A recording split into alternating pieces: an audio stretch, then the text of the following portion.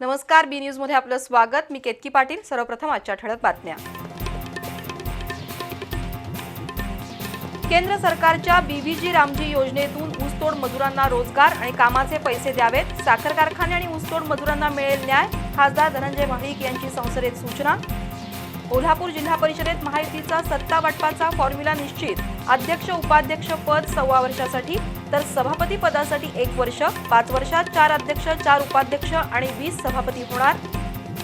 शेवटच्या घटकापर्यंत न्याय पोहोचवण्याची जबाबदारी न्यायव्यवस्थेची। न्यायमूर्ती अभय आहुजा यांचं प्रतिपादन। कोल्हापुरात झालेल्या विधी सेवा महाशिबिर आणि शासकीय योजनांच्या महामेळाव्याला नागरिकांचा उत्स्फूर्त प्रतिसाद।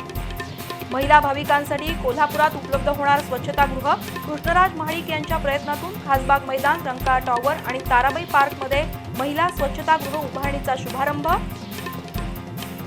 आणि लाखो भाविकांच्या मांदियाळीत बाळूमामाचा रथोत्सव संपन्न। भंडाऱ्याची उधळण, पारंपरिक वाद्यांचा गजर, अश्वाचा नाच, डॉल्बी मुक्त मिरवणूक आणि बाळूमामांच्या जयघोषामुळे आदमापूर रंगलं भक्तिरसात।